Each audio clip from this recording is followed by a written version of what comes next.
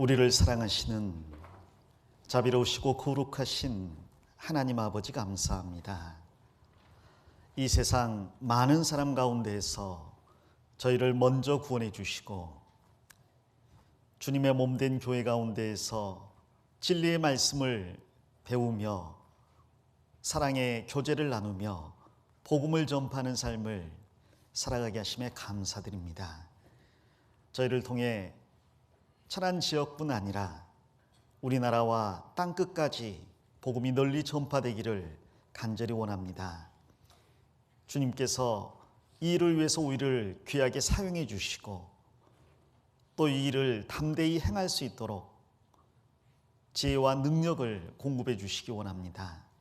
이 세상 헛된 것에 마음 빼앗기지 않도록 항상 우리의 중심을 붙들어 주시고 우리의 시선을 영원한 천국에 고정하며 주님의 나라와 주님의 영광을 위해서 살아갈 수 있도록 도와주시옵소서.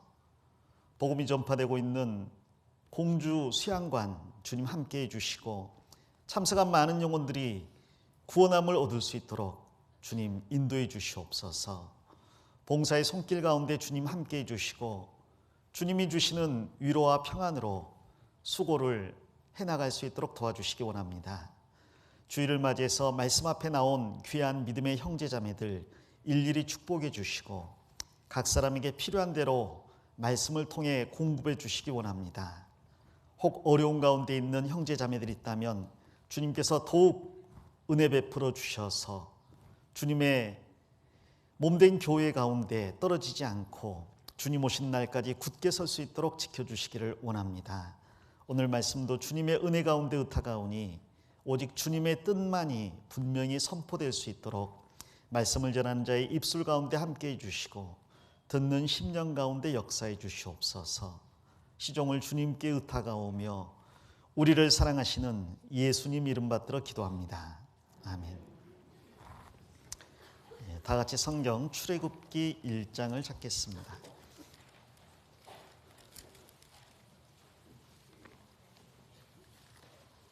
출애굽기 1장입니다.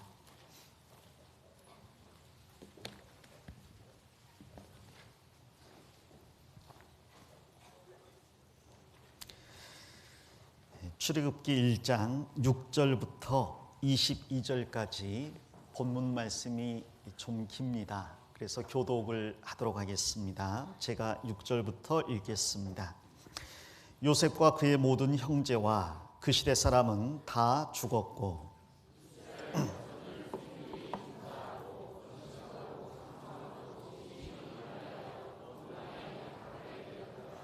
요셉을 알지 못하는 새 왕이 일어나서 애굽을 다스리더니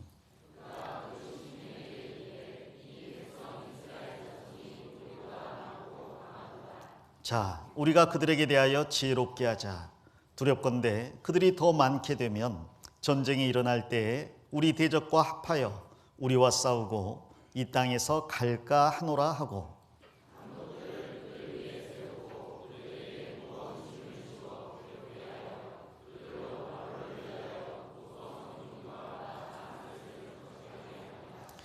그러나 학대를 받을수록 더욱 번식하고 창성하니 애굽 사람이 이스라엘 자손을 인하여 근심하여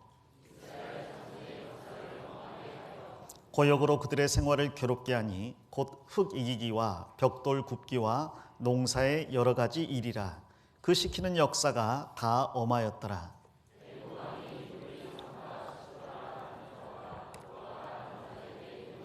가로되 너희는 히브리 여인을 위하여 조산할 때에 살펴서 남자이든 죽이고 여자이든 그는 살게 두라.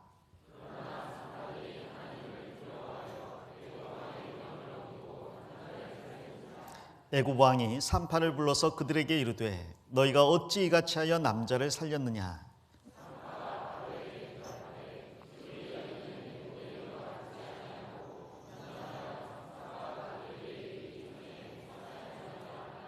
하나님이 그 산파들에게 은혜를 베푸시니라. 백성은 생육이 번성하고 심히 강대하며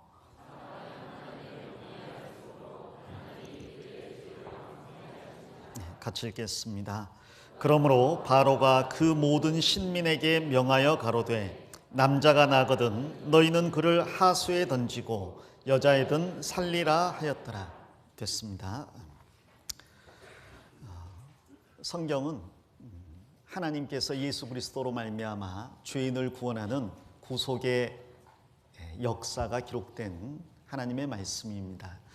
그 죄인을 구원하는 예수 그리스도의 구속을 가장 잘 표현한 역사가 있다면 단연코 구약 성경의 출애굽의 역사라고 말할 수 있을 겁니다.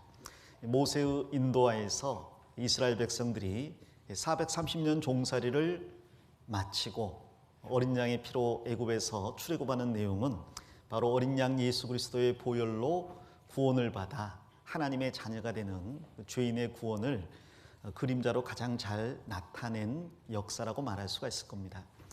이 출애굽의 주역은 단연코 모세라고 말할 수 있을 거예요. 이스라엘 백성들이 가장 존경하고 사랑하고 자랑스러워하는 그들의 조상 모세. 그 모세가 하나님의 말씀을 받아서 기록한 5권의 성경이 창세기, 출애굽기, 레위기, 민수기, 신명기, 이 5권의 성경을 모세오경 혹은 유대인들은 토라라고 부르면서 그들의 민족의 뿌리로서 역사의 근간으로서 자부심을 가지고 연구를 합니다. 자, 그런데 출애굽의 주역은 이제 모세뿐 아닙니다. 모세와 더불어서 하나님께서 출애굽의 주역으로 꼽으신 사람들이 2명 더 있는데요. 바로 아론과 미리암이라고 말할 수 있습니다. 그래서 미가서 6장 4절에는 하나님께서 이스라엘 민족을 구원해 내실 때 모세와 아론 그리고 미리암을 보내서 그들 앞에서 행하게 하였었노라라고 말씀을 하십니다. 자, 그런데 이 모세와 아론, 미리암 외에도 성경에는 출애굽의 주역들이 잘 드러나 있지는 않지만 더 있는 것으로 우리가 알 수 있어요. 오늘 말씀 중에서 그 주역 중에 2명을 공부해 보려고 합니다. 바로 오늘 본문 가운데 나와 있는 히브리 산파 십브라 그리고 부하, 이 2사람에 대해서 공부를 해보려고 해요. 사실 이 모세가 출애굽하기 위해서 5명의 여인들의 도움이 적어도 있었다고 말할 수 있습니다. 이 첫 번째 도움은 여기에 있는 히브리 산파 십브라와 부하의 도움이 있었습니다. 이들이 없었다면 어쩌면 아론도 태어나기 어려웠을 것이고 모세도 태어나기 어려웠을 겁니다. 이들이 있었기에 이스라엘 민족이 끊어지지 아니하고 출애굽할 수 있었고 결국 예수 그리스도가 이스라엘 민족 가운데 오셔서 우리를 구원하실 수 있었다라는 거죠. 자, 그리고 또 기록은 안 돼 있지만 2장에 출애굽의 조역 역할을 한 중요한 사람들이 있는데 첫 번째는 모세의 어머니입니다. 여기에는 이름이 안 나와 있지만 6장에 가면 그 모세의 어머니 이름이 나와 있는데 요게벳이라고 합니다. 이 요게벳은 구약 성경에 나와 있는 그 현모 중에 한 명이에요. 보통 성경에 3대 현모가 있다라고 하는데 첫 번째가 바로 이 요게벳이라고 말을 합니다. 왜냐하면 그 요게벳에 3자녀가 있는데요. 그 3자녀가 좀 전에 말씀드린 출애굽의 3 주역들입니다. 모세, 아론, 그리고 미리암이죠. 3자녀를 낳았는데 그 자녀들을 민족의 지도자로, 제사장으로, 그리고 최초의 여자 선지자로 길러낸 사람이 요게벳이에요. 그래서 이제 3대 현모 중에서 첫 번째로 꼽습니다. 두 번째는 이제 한나의 어머니, 사무엘을 낳은 한나를 꼽고요. 세 번째는 예수님의 육신의 모친이라고 할 수 있는 마리아를 꼽습니다.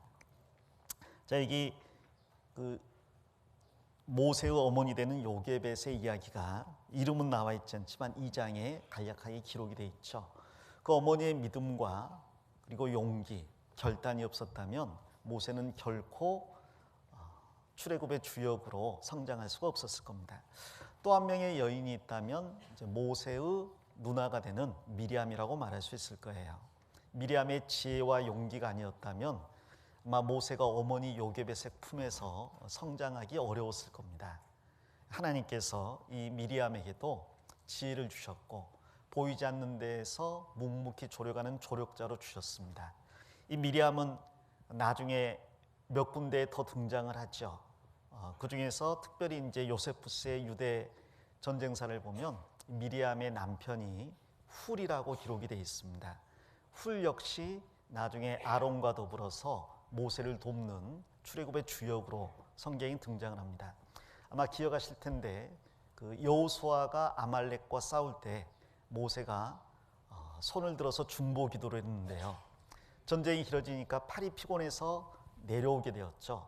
팔이 내려오니까 이스라엘 백성이 패하고 올라가면 이스라엘 백성이 이기고, 그래서 옆에 모세 옆에 아론이, 그리고 한쪽 팔은 훌이 받쳐줘서 이스라엘이 승리를 거둘 수 있었다는 내용이 나옵니다. 그 훌이 미리암의 남편이라고 요세푸스는 이야기하고 있어요. 그리고 그 훌의 아들은 우리고요, 우리의 아들은 부살렐입니다. 이 부살렐은 나중에 하나님의 지혜를 받아서 성막을 짓는데 크게 쓰임 받았던 사람입니다. 그래서 이 미리암도 남편 뒤에서, 그리고 아들 손자 뒤에서 이스라엘 백성들을 위해 헌신했던 여자 선지자이자 리더라고 말할 수 있겠죠. 출애굽기 14장에 이스라엘 백성이 홍해바다를 건너는 내용이 나오는데요. 14장 지나서 15장에 가면 이제 찬양이 나오죠. 그 찬양에서 모세의 찬양이 나오고, 그 다음 이스라엘 여인들의 찬양이 나오는데, 그 이스라엘 여인들이 찬양할 수 있도록 이끈 사람이 미리암입니다. 그래서 이 미리암도 출애굽의 주역으로서 하나님께서 언급할 만한 충분한 사람이었고요. 이 사람이 없었다면 모세가 어떻게 그 바로의 공주 손에서 그 어머니 요게벳에게 인도될 수 있었을까, 그런 생각을 해봅니다. 자, 그리고 이제 또 한 명의 출애굽에 그 도움을 준 여인이 있다고 말할 수가 있는데, 바로 모세를 기른 바로의 공주라고 생각을 해봅니다. 물론 그녀는 이제 이방인이었고요, 이스라엘 민족의 원수인 바로의 딸이었으니까 어떤 면에서 보면 적개심을 가지고 대할 수도 있지만, 그러나 사실 이 바로의 공주도 하나님께서 그 출애굽을 위해서 예비하신 게 아닌가, 그런 생각을 개인적으로 해봅니다. 이 바로의 딸이 하필 이때에 그 나일강의 하수에 목욕을 하러 나왔어요. 그리고 그 갈상자 안에서 울고 있는 모세를 본 거죠. 왜 목욕을 하러 나왔을까? 저는 그런 생각을 한참 해본 적이 있어요. 왜냐하면 제가 바로의 딸 정도가 된다면 하수에 나와서 목욕을 안 할 것 같아요. 아마 하인들한테 물 좀 비러 와라 해서 그 풀장을 크게 지어가지고요, 요즘 말하는 인피니티 풀을 딱 지어서 거기에다가 물을 붓고, 또 향초를 피우고, 또 옆에 풍악을 울리게 하고, 또 시녀들이 이렇게 큰 부채를 붙이게 하고, 그리고 목욕물에 입욕제를 넣어서 뭐 우유 같은 걸 부어가지고 막 편안하게 목욕을 할 것 같습니다. 뭐하러 애굽 하수까지 나갔을까, 그런 생각이 계속 드는 거예요. 그 하수는 악어도 있고 아마 하마 같은 것도 있지 않았을까. 더욱더 의아한 것은 그 하수가 바로 이스라엘 백성들이 낳은 아들을 버리는 장소였다는 거죠. 그곳에 아이를 버리기 때문에 목욕하다가 혹시 아이가 둥 떠오를 수도 있잖아요. 그러면 그 충격을 어떻게 감당하겠어요. 그리고 또 바로를 적대시하는 이스라엘 백성들이 있었기 때문에 어쩌면 테러나 암살의 위험도 있었을 텐데, 뭐하러 부족함이 없는 바로의 공주가 거기에 목욕하러 나갔을까. 어쩌면 하나님의 섭리라고 생각합니다. 하나님께서 이 이방인 여인도 쓰신 것 같아요.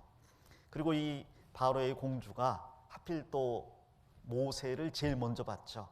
만일 그 하녀들이 봤으면 아마 쭉 밀어버렸을지 몰라요. 치워라 해서 이제 치웠을지 모르는데, 하필 바로의 공주가 그 모세가 담긴 갈상자를 받고, 또 바로의 공주가 그 갈상자 안에 모세를 봤을 때 하필 모세가 또 울었죠. 그 연민을 자아내는 그런 울음이었을 거라고 생각합니다. 그 울음으로 그 바로의 공주의 마음을 흔들고요. 바로의 공주는 이 아이가 히브리 아이라는 걸 알았습니다. 아마 할례를 받았기 때문에 보자마자 알았을 거라고 생각해요. 그러면 아버지가 멸하라고 한 히브리 아들인데 당연히 딸로서 그걸 버려야 될 텐데요. 어쩌면 그 모세의 울음 속에 마음의 연민이 동해서 그 아이를 이제 기르기로 작정을 합니다. 미리암이 와서 그 아이의 유모를 구해주겠다고 이야기하죠. 미리암이 참 지혜로운 게, 히브리 사람은 이제 이집트 사람들이 볼 때 가증히 여기는 사람들이기 때문에요. 어느 누구도 그 히브리 아이에게 젖을 물리려고 하지 않을 거예요. 멸하라고 한 히브리 아이를, 그것도 아들을 그 이집트 사람들이 젖을 물려서 기를 이유가 없잖아요. 애초에 사는 것도 이스라엘 사람들은 가증히 여김을 받아서 고센 땅에서 사는데 그 이집트 사람들이 그 이스라엘 아이를 젖먹일 이유가 어디 있겠습니까? 근데 미리암은 그것을 파고든 것 같아요. 공주님, 어차피 이집트 여인 중에서는 이 아이를 젖먹일 사람이 없을 테니까 제가 히브리 유모를 불러오겠습니다. 그래서 공주님을 위해서 이 아이를 기르게 하겠습니다. 걱정 마십시오. 뺏어가는 거 아니니까 공주님을 위해서 잘 길러드릴 테니까 그렇게 하면 어떨까요? 아마 바로의 공주가 제 생각에는 좀 눈치채지 않았을까 싶어요. 울던 아이가 갑자기 미리암이 오니까 까르르 그러면서 갑자기 잘 노는 걸 보니까 좀 수상한 거죠.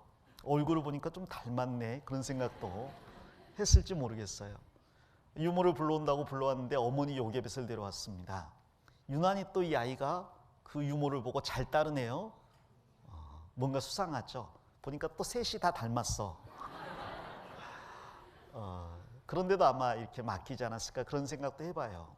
어쩌면 그 10개라는 영화가 예전에 있었는데 그 영화에 보면 그런 전후 사정 때문에 나중에 보면 출애굽할 때 그 모세를 기른 공주도 이스라엘 백성과 함께 출애굽하는 것으로 이렇게 연출을 해 놓았더라고요. 그게 사실인지는 모르겠습니다만은 아무튼 바로의 공주가 그러한 것들을 전부 다 극복을 하고 이 모세를 길렀다는 것은 하나님의 특별한 섭리가 있지 않았을까 그런 생각을 분명히 하게 됩니다. 그래서 이 시브라와 부하 그리고 모세의 어머니 요게벳 그리고 미리암 그리고 이 바로의 공주 이 5명의 여인들이 없었다면 모세는 결코 세상에 존재할 수 없었을 거예요.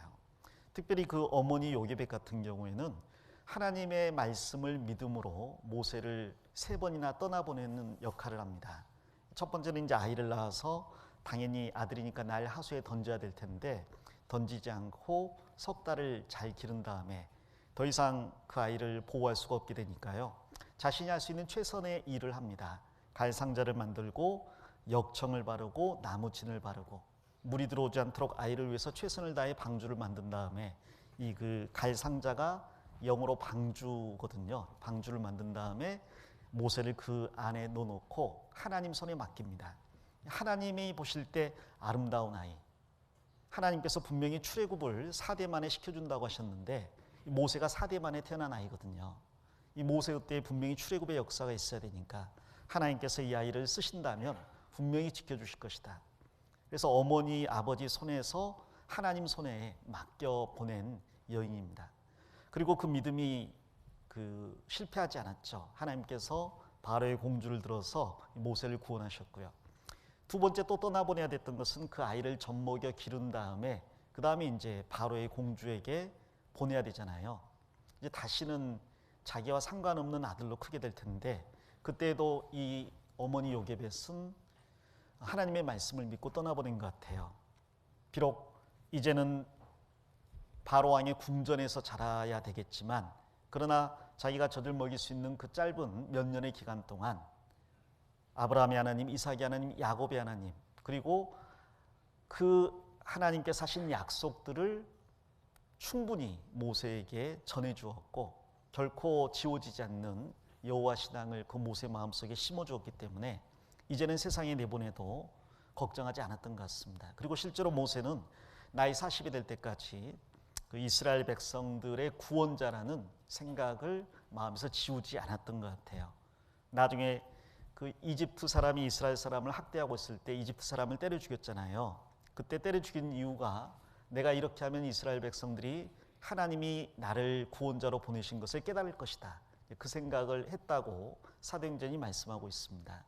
그러니까 모세는 자신이 이스라엘 민족의 구원자 역할을 해야 된다는 생각을 아마 어릴 때부터 했던 것 같아요.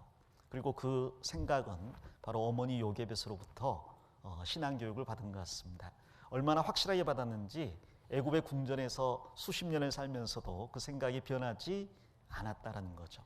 세 번째는 이제 모세가 결국 이집트 사람을 때려 죽이고 바로 왕의 그 일이 탄로나서 도망갔을 때 그때는 이제 더 이상 이 요게벳이 모세를 만날 수 없는 상태가 되어 버렸습니다.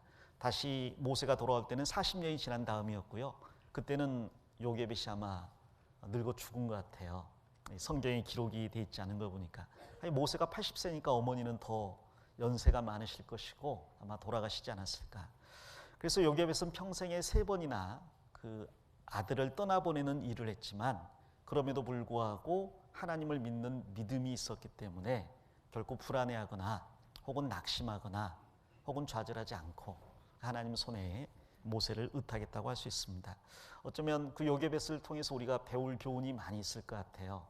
우리 시대 때 자녀를 교육하면서 하나밖에 없는 아들 혹은 한둘밖에 없는 자녀들이기 때문에 부모님이 너무나 끌어안고 과잉보호를 하는 경우가 있는데, 분명한 하나님의 말씀을 믿고 하나님의 손에 자녀를 맡긴다면 그 자녀가 나와 함께 있건 혹은 애굽 궁전에 있건 혹은 광야에 있건 간에 하나님의 교육을 받고 귀하게 쓰임받을 수 있을 거라고 생각을 해봅니다. 자, 오늘은 그 다른 사람들은 이제 제쳐놓고요, 이 히브리 3파 십브라와 부하에 대해서만 조금 공부를 해보도록 하겠습니다. 여기 배경이 나와 있는데 배경을 잠깐만 제가 설명드리겠습니다. 출애굽기 1장 6절 7절입니다.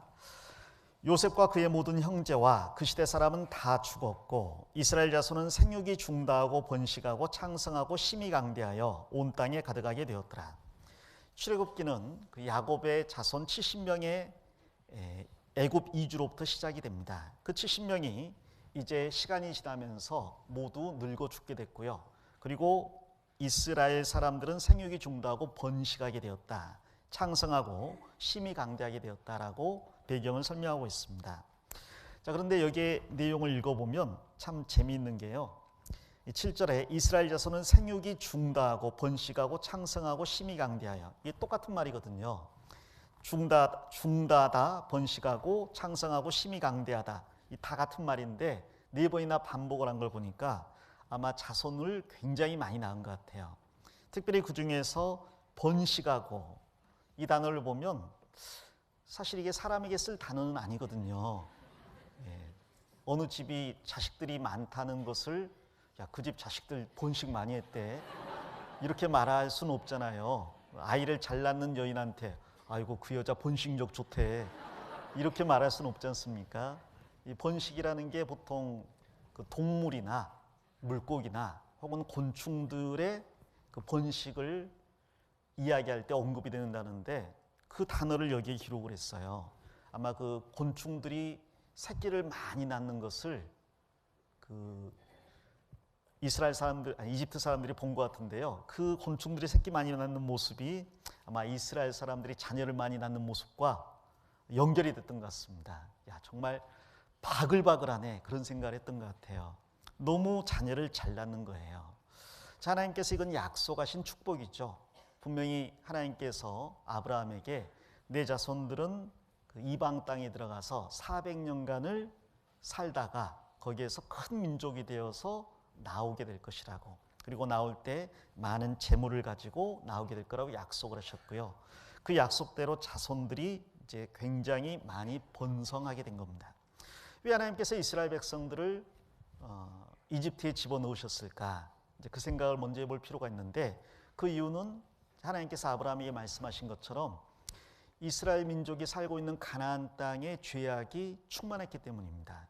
이스라엘 민족은 하나님을 섬기는 백성이어야 되는데 그 이스라엘 민족이 사는 가나안 땅은 그 아모리족 속의 죄악이 꽉 차 있었어요. 거기에서 계속 살다가는 그들의 죄에 물들 수밖에 없게 될 겁니다. 그래서 하나님께서는 그 죄에서 구별시키기 위해서 일부러 가나안 땅에서 애굽으로 이주를 시킨 거죠. 실제로 아브라함, 이삭 그리고 야곱 때에 야곱이 그 세겜이라는 곳에서 약 10수년 정도를 머물러 산 적이 있습니다. 자기 형 에서와 화해한 다음에 하나님께 약속한 베델에 가서 제사를 드리지 않고 세겜 땅에서 장막을 치고 또 우릿간을 짓고 거기서 10년 넘게 이제 산 적이 있어요. 그러다가 그 야곱의 딸 디나가 이제 큰 그 수욕을 당하게 됐죠. 그 내용을 잘 살펴보면 그 이스라엘 민족들이 그 땅에 계속 살았다가는 큰 죄에 빠질 수 있겠구나라는 생각이 듭니다. 잘 보시면요, 거기에 이 디나는 먼저 세겜 여인을 보러 갔다고 돼 있거든요. 왜냐하면 같은 또래의 여자아이들이 없었던 것 같아요. 그런데 세상에 많은 여자아이들이 있잖아요. 그 보러 갔다가 수욕을 당했는데요. 그 보러 간 것이 첫 번째로 이제 문제였던 거죠. 이방에 보러 갈 것이 뭐가 있을까? 거기에서 어떤 신앙적인 모습을 보러 간 건 아닐 거고요. 자기 또래의 10대 여학생들이 꾸미는 그 이방 신상들, 고리들, 옷들, 머리 모양이라든지 그런 것들을 보러 간 것 같아요. 나중에 이제 야곱이 너희 중에 이방 신상을 제하고 귀고리를 제하고 모든 우상들을 다 제하라. 그래서 상수리 나무 아래 묻는 내용이 나오는데 아마 그 이방인들과 함께 살면서 그들이 새긴 신상이라든지 귀고리라든지 이런 것들로 자기를 장식했던 것 같습니다. 탐내지 말라 그랬는데 아마 그 탐심이 마음속에 들어오고 그것이 죄의 출발점이 된 것 같아요. 그 다음에 이제 그 추장 아들에게 강간당하는 일이 있는데 간음하지 말라는 계명이 이제 깨져버린 거죠. 그리고 야곱의 아들들이 그것을 보복하기 위해서 거짓 괴계를 사용합니다. 할례를 받는다면 결혼하겠다. 그 거짓말을 하게 되는 거죠. 거짓 맹세하지 말라고 했는데. 그리고 또 그 할례를 받고 난 다음에 저녁에 칼을 들고 가가지고 모든 사람들을 다 학살합니다. 살인하지 말라고 했는데 그것도 깨지는 거죠. 그리고 거기에 있는 모든 그 양떼나 소떼를 탈취해 가지고 온 거 내용이 나오는데요. 도둑질하지 말라는 계명도 깨졌습니다. 나중에 야곱이 너희가 어찌하여 이같이 하여서 내게 냄새가 나게 하였느냐 꾸짖었더니 그들이 우리 동생을 창기같이 대함이 가합니까? 하고 아버지에게 대들었거든요. 그래서 내 부모를 공경하라는 계명도 그 한 장에서 다 깨져버립니다. 한 장에서 계명이 다 깨지는 거죠. 물론 그때는 모세를 통해 십계명이 주어지진 않았지만 마음속에 그 계명이 새겨져 있었을 텐데 이스라엘 백성들은 야곱의 자손들은 그 이방인과 섞여 살면서 그들의 죄에 물들어 버리고 자신들을 지키지 못하는 모습을 보입니다. 아마 그쪽 가나안 땅에 계속 살았다면 그러한 죄가 더 이제 가중되겠죠. 그래서 하나님께서는 이 이스라엘 백성들을 이 야곱의 때에 이집트로 이주를 시킵니다. 물론 이집트도 이제 우상이 많고 죄가 충만하지만 문제는 이집트는 농사 짓는 나라이기 때문에요. 목축업을 하는 이스라엘 사람들을 가증히 여기고 그들과 서로 교류를 하지 않습니다. 그리고 고센 땅이라는 지역을 지정해서 거기에서만 거하게 허락을 했거든요. 그러니까 자연스럽게 구별된 고센 땅이라는 곳에서 자연스럽게 그들의 정체성을 지키면서 하나님 신앙을 키워나가면서 죄와 구별될 수 있었던 거예요. 게다가 애굽이라는 거대한 국가가 그들을 지켜주는 울타리 역할을 했으니까요. 큰 어려움 없이 번식할 수 있었던 것 같습니다. 그렇게 400년을 지내면서 정말 큰 민족이 되었고 그리고 하나님의 백성으로서의 기본적인 자질들을 갖출 수가 있게 되었다는 거죠. 자, 이제 400여 년이 지나고 이스라엘 백성들이 출애굽할 시기가 가까워옵니다. 하나님께서 그러한 상황을 만들어 가시는데요. 그 상황은 요셉을 알지 못하는 새로운 왕이 등장함으로 시작이 됩니다. 8절을 보겠습니다. 요셉을 알지 못하는 새 왕이 일어나서 애굽을 다스리더니 그가 그 신민에게 이르되 이 백성 이스라엘 자손이 우리보다 많고 강하도다. 자, 우리가 그들에게 대하여 지혜롭게 하자. 두렵건대 그들이 더 많게 되면 전쟁이 일어날 때에 우리 대적과 합하여 우리와 싸우고 그 다음 같이 읽겠습니다. 이 땅에서 갈까 하노라 하고. 여기 요셉을 알지 못하는 새 왕이 두려워했던 게 있는데 바로 이스라엘 백성들이 이집트 땅에서 나갈 것을 두려워했습니다. 여기 보면 이스라엘 백성이 우리보다 많고 강하다 그랬는데 아마 절대적인 숫자가 많다는 이야기는 아닐 거예요. 이집트 사람이 훨씬 더 많겠죠. 여기서 말하는 것은 그 이스라엘 사람들이 너무 빨리 번식을 한다는, 그래서 그 숫자가 너무 빨리 늘어난다는, 그래서 우리가 통제할 수 없는 지경에 이르게 되었다는 이야기입니다. 그리고 이렇게 통제할 수 없게 되면 안 그래도 이집트가 주변의 나라들의 침략을 종종 받는데 그 전쟁이 있을 때 이 이스라엘 백성들이 주변 나라와 힘을 합쳐서 이집트를 대항하고 결국 빠져나가지 않겠느냐. 자, 그러면 이집트는 큰 노동력의 손실을 입게 되는 거예요. 사실 이 이스라엘 백성들이 이집트에 처음 들어왔을 때 바로 왕이 직업이 뭐냐고 물어봤습니다. 대대로 우리 조상들은 목축업을 했습니다. 근데 이집트는 나일강이 있어서 강물을 끌어들여 가지고 농사를 지었어요. 그러니까 정착 생활하는 거죠. 농토가 있으니까 그 옆에 집을 짓고 정착 생활합니다. 그러나 목축업을 하는 사람은 풀이 나는 곳을 찾아 유목 생활을 하기 때문에 떠돌아다니는 거예요. 떠돌아다니는 사람들은 지금도 이제 근본 없는 사람들이라고 천시하는 경향이 있습니다. 당시 이집트가 그랬거든요.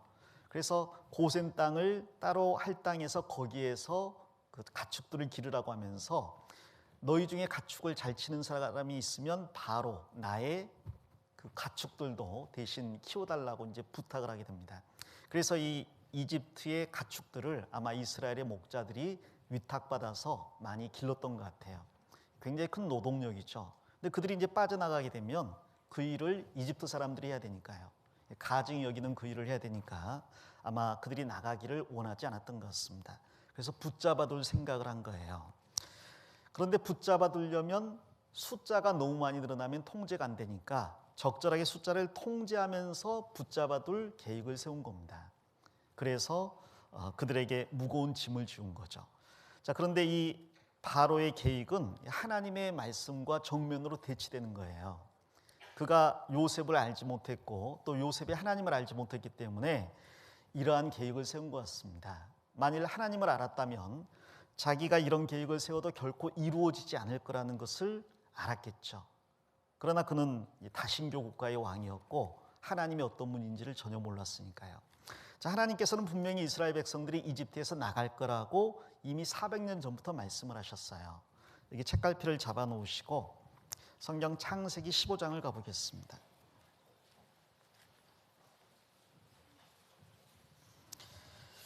창세기 15장 12절입니다.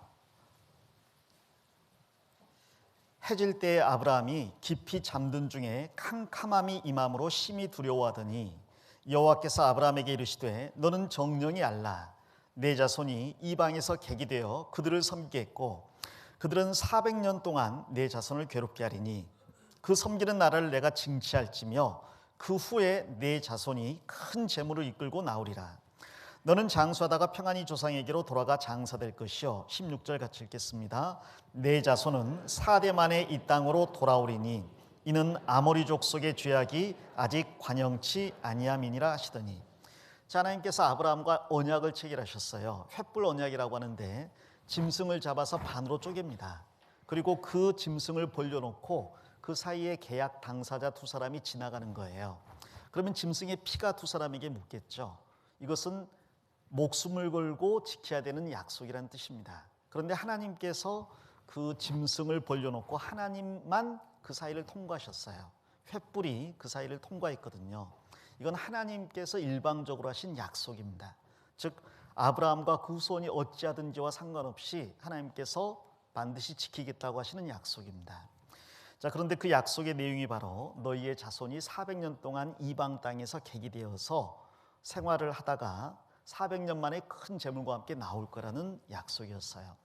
하나님께서 이 약속을 하셨기 때문에 하나님은 하나님의 이름을 걸고 이 약속을 지켜야만 되는 거죠. 그러므로 어떤 일이 있더라도 또 누가 방해를 하더라도 출애굽은 일어날 수밖에 없는 일입니다. 이스라엘 백성들은 그것을 마음속에 받아들이고 믿고 있었습니다. 이 약속은 아브라함에게서 이삭에게로, 이삭에게서 야곱에게로, 그리고 야곱에게서 요셉에게로, 그리고 요셉에게서 그 후손에게로 대대로 전해지거든요.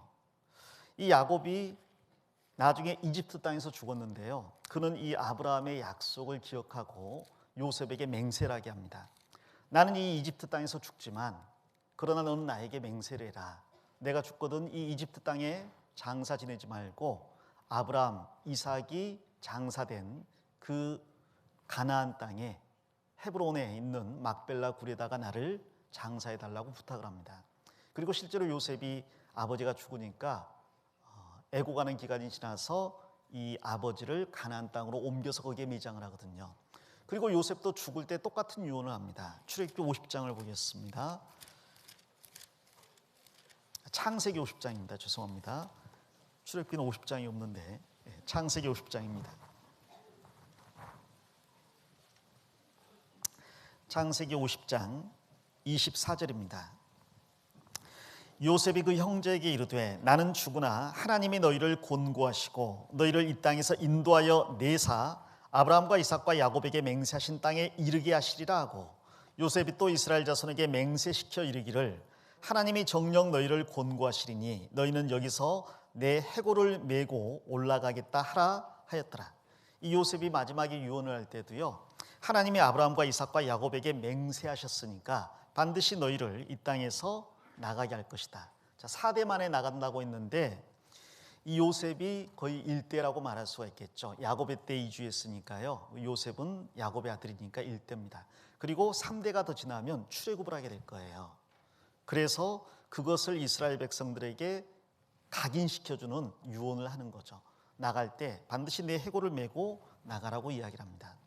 사실 요셉이 이 가나안 땅에 살다가 애굽으로 팔려갔잖아요. 형제들에게 배신을 당해서. 그런 상황이라면 아마 애굽에서 노예 생활하다가 정신이 나가버릴지도 몰라요.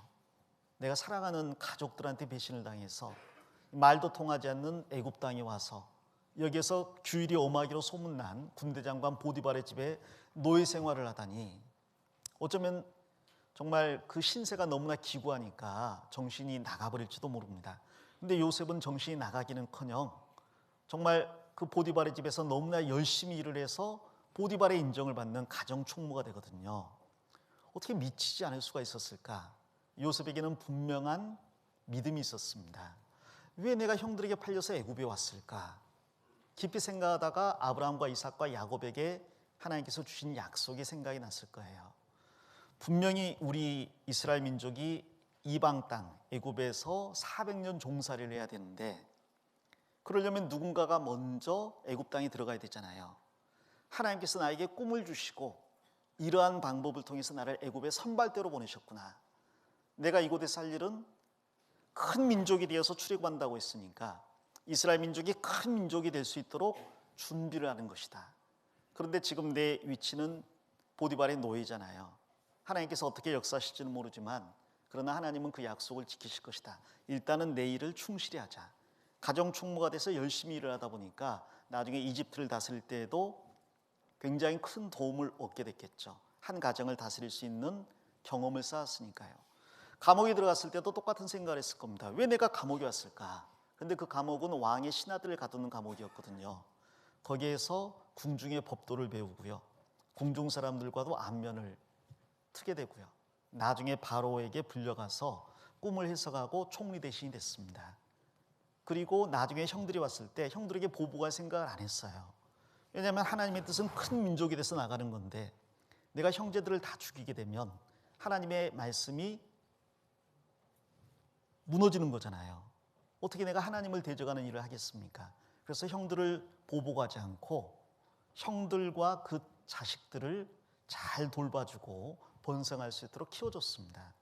나중에 아버지 야곱이 죽었을 때에도 형들이 와서 아버지가 죽었는데 이제 너희가 요셉 네가 우리에게 원수를 갚지 않겠느냐, 우리를 용서해달라고 사정을 할 때 요셉이 울었다고 돼 있어요. 요셉은 하나님의 말씀을 믿고 그 가족들을 번성하게 하려고 하는데 형제들은 그것을 모르고 행이나 원수 갚을까 무서워하고 있는 거잖아요. 거기 50장 찾았으니까요. 50장 19절에 보시면 요셉이 그들에게 이르되 두려워 마소서, 내가 하나님을 대신하리이까. 당신들은 나를 해하려 하였으나 하나님은 그것을 선으로 바꾸사 오늘과 같이 만민의 생명을 구원하게 하시려 하셨나니 당신들은 두려워 마소서, 내가 당신들과 당신들의 자녀를 기르리이다 하고 그들을 간곡한 말로 위로하였더라. 당신들과 당신들의 자녀를 기르리이다. 생육하고 번성해야 되죠. 큰 민족이 될 수 있도록. 그래서 요셉은 하나님의 말씀을 믿음으로 원수 갚는 것을 하나님께 맡기고 자기 백성들을 보호할 수 있었던 겁니다. 이 요셉의 믿음이 그 요셉의 자손들에게도 계속해서 전수되었고, 이 이스라엘 백성이 중다하게 번성된 때에도 이스라엘 백성들은 그 마음을 가질 수 있었을 겁니다. 자, 그런데 그것을 이 바로왕은 모르는 거죠. 그래서 그들은 절대로 이 땅에서 나갈 수 없다, 규정을 해버렸어요. 그러나 하나님은 반드시 나가야 된다. 자, 과연 나갈 수 있을까 없을까? 근데 제목이 출애굽기잖아요. 그들은 결국 바로왕을 무너뜨리고 출애굽을 하는 놀라운 역사를 경험하게 됩니다. 자, 그 과정 중에 있었던 이야기죠. 그 중에 이제 이 바로 왕이 이스라엘 백성들이 이 땅에서 못 나가게 하는 계획을 어떻게 세웠는가 좀 보도록 하겠습니다. 출애굽기 1장 11절입니다. 감독들을 그들을 위해 세우고 그들에게 무거운 짐을 지워 괴롭게 하여 그들로 바로를 위하여 국고성 비돔과 람셋을 건축하게 아니라. 12절 같이 읽겠습니다. 그러나 학대를 받을수록 더욱 번식하고 창성하니 애굽 사람이 이스라엘 자손을 인하여 근심하여. 이 바로 왕의 첫 번째 계획은 그들을 힘들게 만드는 거였어요. 그래서 감독들을 세운 다음에 그들로 무거운 중노동을 하게 했습니다. 그들로 바로를 위해서 국고성, 국가의 재물을 쌓아놓는 성입니다. 예를 들어서 쌀을 쌓아놓는다든지 무기를 쌓아놓는 그런 성을 짓게 만든 거예요. 비돔과 람셋을 건축하게 했습니다. 이 건축 사역은 굉장히 힘든 일이죠. 아침부터 저녁까지 그 벽돌을 지고 이고 날라야 되는 일이니까 얼마나 힘든 일인지 몰라요. 바로는 그런 생각을 한 것 같습니다. 이 낮에 너무 힘들면 이 사람들이 피곤하니까 밤에 골아 떨어지겠지? 그러면 자녀는 자동으로 줄어들 거야. 무슨 말인지 전 잘 몰라요. 그러나 아마 이제 그런 생각을 한 것 같습니다. 예전에 제가 그 이스라엘에 간 적이 있는데요. 거기 키부츠가 있잖아요. 거기 갔는데 제가 이제 교회 학교를 맡고 있다 보니까 그 교육이 궁금해서 교육에 관해서 특별히 좀 물어봤어요. 그러다 보니까 그 유치원을 안내받게 됐는데 아이들이 굉장히 많더라고요. 그래서 아이들이 굉장히 많네요 하고 안내하는 분한테 여쭤봤더니 그분이 이제 독일에서 온 유대인 여자였는데요. 그분이 그렇게 이야기하더라고요. 글쎄요, 아이들이 왜 많은지는 모르겠습니다. 다만 요즘 정전이 자주 돼서요. 그런 이야기를 하는데 전 이해를 못했어요. 지금도 무슨 말인지는 잘 모르겠습니다만은. 자, 아무튼 바로 왕은 낮에 중노동을 시키면 분명히 숫자가 줄어들 거라고 생각을 했습니다. 근데 참 이상하게도 낮에 그렇게 중노동을 시켰는데 숫자가 줄어들어요. 더 번식해요. 참 놀라운 게 학대를 받을수록 더욱 번식하고 창성하니. 이 말이 안 되잖아요. 학대를 받음에도 불구하고 번식했다 이러면 모르겠는데 학대를 받을수록 더욱 번식하고 창성하니. 학대가 심해지면 번식도 더 많아진다는 이야기니까 인과관계가 전혀 성립이 안 되는데 하나님의 기적이죠. 초자연적인 능력입니다. 더 숫자가 많아진 거예요. 바로 왕이 머리가 아파졌습니다. 어떻게 할까 하다가 더 엄하게 하자, 더 힘들게 극한까지 밀어붙이자. 그래서 13절에 이스라엘 자손의 역사를 엄하게 하여 고역으로 그들의 생활을 괴롭게 하니 곧 흙 이기기와 벽돌 굽기와 농사의 여러 가지 일이라. 그 시키는 역사가 다 엄하였더라. 이제는 육체적으로 힘들게 할 뿐 아니라 정신적으로도 굉장히 큰 스트레스를 준 것 같아요. 그래서 그들의 생활을 괴롭겠다는 말이 단지 육체뿐 아니라 정신적으로도 큰 스트레스를 받았다는 이야기입니다. 영육간에 피곤하게 만들었는데 그럼에도 불구하고 숫자는 줄어들 기미가 안 보이는 거예요. 자, 그래서 이 바로 왕이 새로운 계획을 짭니다. 그게 이제 오늘 저희가 공부할 시브라와 부하의 등장 배경이 되는 거죠. 15절입니다. 애굽 왕이 히브리 산파 시브라라 하는 자와 부하라는 자에게 일러 가로되 너희는 히브리 여인을 위하여 조산할 때 살펴서 같이 읽겠습니다. 남자이든 죽이고 여자이든 그는 살게 두라. 애굽 왕이 히브리 산파 중에 시브라와 부하를 불렀습니다. 그리고 그들에게 명령을 주는데요. 아이를 낳을 때 이 산파는 옆에서 돕는 역할을 하잖아요. 조산사 역할을 합니다. 지금은 이제 산파나 조산사가 없어지고 산부인과가 그 자리를 대체했지만 불과 한 70년대만 해도요. 제 기억에 동네에 그 조산소가 많이 있었던 것 같아요. 그리고 산파 역할을 하던 사람들이 많이 있었습니다. 아마 이때는 뭐 산부인과는 당연히 없었을 거고 산파 역할을 하는 사람들이 이제 많이 있었던 것 같아요. 근데 그 중에서 두 사람을 불렀습니다. 아마 이 시브라와 부하가 그 산파들의 대장, 리더였던 것 같아요.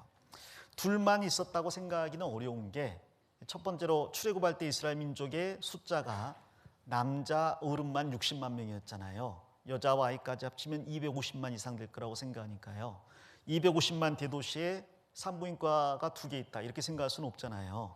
게다가 이스라엘 백성들은 특별히 그 번식하고 창성하고 그랬으니까 자녀를 많이 낳는데 2명의 산파만 있지는 않을 겁니다. 아마 그 리더 역할을 하는 사람인 것 같아요. 그 둘을 불러서 명령을 내립니다. 자, 아이를 낳는 걸 도울 때 잘 살펴봐서 이 여자 이제 산모가 조산대 위에 올라가서 아이를 낳는데 그 아이를 밑에서 봤다가 아이가 나오는데 남자여든 죽이고 그랬어요. 이 죽이라는 말은 예를 들어서 숨을 쉬지 못하도록 코를 눌러버리면 죽겠죠. 그런 적극적인 역할뿐 아니라 더 나아가서 이 아이가 태어났을 때 아이는 거의 전적으로 무능력한 상태에서 태어나잖아요. 그 상태에서 적절하게 숨을 쉬고 살아날 수 있도록 조치를 취하는 게 산파가 하는 일인데 그러한 조치를 취하지 않으면 죽습니다. 그러니까 살리려고 적극적으로 애쓰지 않으면 자연스럽게 죽을 수 있다는 거예요. 그 일을 하라고 명령을 내린 겁니다. 그리고 여자는 살려라. 이 바로는요, 인구를 적절하게 통제하기 위해서 여자는 살려두고 남자는 죽이라고 명령을 한 겁니다. 그리고 그 죽이는데 어른들을 죽이는 건 힘든 일이지만 아이를 죽게 하는 것은 쉬운 일이잖아요. 가장 쉬운 건 막 태어난 아이를 죽게 하는 겁니다. 좀 전에 말씀드린 것처럼 적극적으로 죽이지 않아도 필요한 조치를 취하지 않으면 죽어버리는 것이 갓난아이 신생아니까요. 그래서 산파에게 그 일을 명령을 한 거예요. 너희에게는 문제가 없을 것이다. 아니, 아이가 태어났는데 너희가 살짝 조치를 취하면 아이는 죽을 거고, 그럼 너희는 아이고 어떡하나요? 태어났는데 아이가 사산됐습니다. 죽었습니다. 그러면 산모는 아무것도 모르고 슬퍼서 그냥 그렇게 받아들일 거 아니에요. 그러니까 정말 그 간교한 바로의 꾀죠. 자연스럽게 인구를 줄일 수 있는. 자, 그리고 이 바로 왕은 이러한 명령을 내렸을 때 이것이 시행될 것을 전혀 의심치 않았던 것 같아요. 왜냐하면 이 당시의 바로는 거의 신적인 존재입니다. 우리가 아는 것처럼 바로가 죽으면 미라를 만들잖아요. 그 바로의 육체를 보존하는 이유는 언젠가 영혼이 돌아와서 다시 부활할 것을 생각했기 때문에 이 바로는 이집트에서 왕을 넘어서서 신적인 존재로 추앙을 받고 있어서요. 바로의 명령은 어느 누구도 거역할 수 없는 명령이에요. 이집트 백성도 명령을 거역할 수 없습니다. 하물며 종살이하고 있는 이스라엘 산파, 아마 나이가 많은 할머니쯤 될 것 같아요. 그 산파가 감히 바로왕의 명령을 거역할 수 있겠는가? 그러진 않겠죠. 어떤 주석 보면 이 히브리 산파가 아니라 이집트 산파였을 거라고 말하는 주석도 있더라고요. 그 이유는 설마 바로왕이 자기 민족의 아이를 죽이라고 명령을 하겠느냐. 그래서 이집트 산파에게 이스라엘 아이를 죽이라고 명령했겠지. 근데 그렇게 생각하기는 더 어렵죠. 왜냐하면 처음에 말씀드린 것처럼 서로 가증이 여기기 때문에 가까이 하질 않습니다. 게다가 이 이집트 산파가 이스라엘 아이들을 죽이려고 하는 이야기가 조금이라도 퍼지게 되면 누가 그걸 신뢰하고 맡기겠어요? 아마 그런 일은 없을 거예요. 이건 히브리 여인이 분명합니다. 그러니까 동족에게 죽일 것을 명령을 한 거죠. 자, 그런데 정말 놀랍게도 이 히브리 산파 시브라와 부하가 그 바로왕의 명령을 거역하고 아이를 살렸습니다. 자, 왜 살렸을까? 그리고 거기에서 우리가 어떤 교훈을 받아야 될까? 그걸 말씀드리고 싶은 거예요. 이 시브라라는 이름이 이제 아름답다는 뜻을 가지고 있답니다. 그리고 부하라는 이름은 빛난다는 뜻을 가지고 있대요. 정말 그들은 아름답게 빛나는 여인들입니다. 참 놀라운 게 출애굽기 1장 6절 요셉 이후로 2장 10절에 모세가 등장할 때까지 약 400년의 시간이 지났잖아요. 그런데 요셉부터 모세 사이에 다른 이름은 하나도 기록이 안 돼 있고요. 이 두 여자 이름만 기록되어 있습니다. 시브라와 부하. 좀 전에 말씀드린 것처럼 모세의 어머니 요게벳의 이름을 여기 쓸 수도 있었을 거예요. 아버지의 이름도 쓸 수 있었을 겁니다. 아버지가 아므람이거든요. 근데 모세의 아버지 어머니 이름을 일부러 숨겼어요. 그리고 모세의 형 아론의 이름도 숨겨놨고 누나인 미리암의 이름도 숨겨놨습니다. 물론 바로의 이름은 당연히 숨겨져 있고요. 바로의 공주 이름도 숨겨져 있습니다. 왜 이 두 여인의 이름만 남겨놨을까? 그만큼 이 사람들이 하나님 보실 때 소중한 중요한 사람들이었을까? 그렇다고 생각합니다. 이 두 여인이 아니었다면 정말 이스라엘 민족이 존재할 수 없었을 거니까. 이 두 여인은요, 아주 힘없는 여인이잖아요. 애굽을 다스리는 바로 왕은 당시 지구상의 최고의 힘 있는 권력자 남자죠. 언제든지 목숨을 취할 수 있는 사람이에요. 자, 그러나 그 앞에 선 이 히브리 산파들은 이집트 사람이 아닌 히브리 사람이고 노예 출신이잖아요. 게다가 좀 전에 말씀드린 것처럼 나이가 많은 할머니일 겁니다. 여자 할머니 둘이 지금 바로왕 앞에서 그 엄명을 받고 있는데 힘으로는 비교가 안 되는 구조이지 않습니까? 이 대립이 될 수가 없는 구조거든요. 그런데 이 두 여자가 바로왕의 명을 어기고 이스라엘 백성들을 살렸습니다. 무슨 생각을 했을까? 바로왕의 명을 어기면 죽게 된다는 걸 몰랐을까? 그건 아닐 겁니다. 알았겠죠. 바로왕은 자기들의 목숨을 취할 수 있을 뿐 아니라 이집트에 있는 모든 이스라엘 산파들을 다 죽일 수도 있어요. 더 나아가서 히브리 산파들의 집까지 다 멸해버릴 수 있죠. 그는 모든 걸 다 할 수 있는 최고의 권력자잖아요. 내가 이 이집트 왕의 명을 거역하면 내가 죽는 건 말할 것도 없고 우리 가족들이 다 죽게 되는데, 우리 집안이 다 멸절하게 되는데, 그런데 그 위험을 무릅쓰고 명령을 거역해야 될까? 아니면 명령대로 조용히 아이들을 죽이고 자연유산됐다고 말을 해야 될까?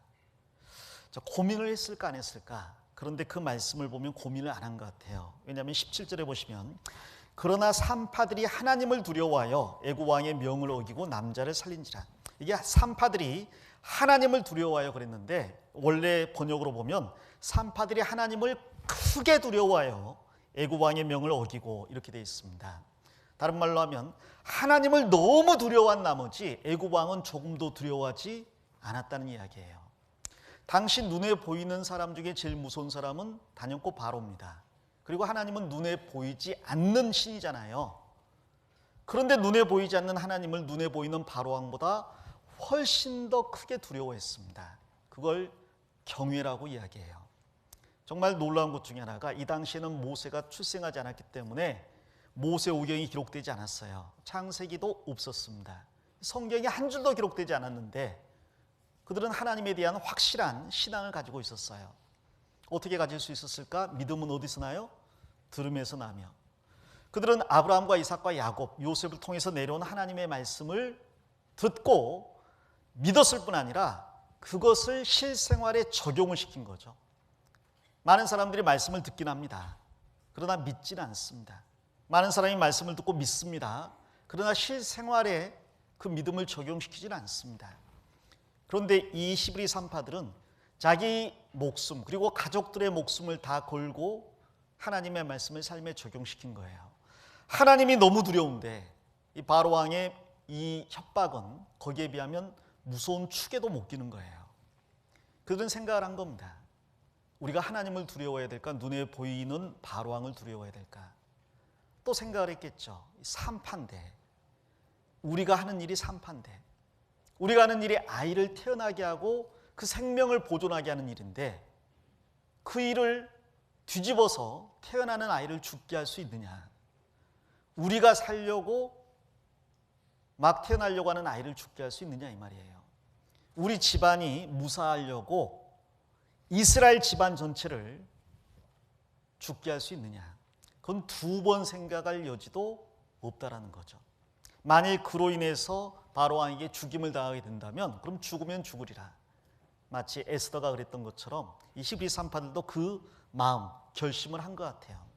그래서 아예 바로 왕의 협박은 마음속에 두지도 않고요. 아이가 태어날 때 가서 그 아이를 살린 겁니다. 남자아이들을 살렸어요. 하나님을 너무 두려워한 나머지. 이 바로 왕은요, 명령을 내렸기 때문에 자연스럽게 인구가 줄 거라고 생각했을 거예요. 꿈에도 이 힘없는 할머니 둘이 자기한테 저항할 거라고 생각을 못했을 겁니다.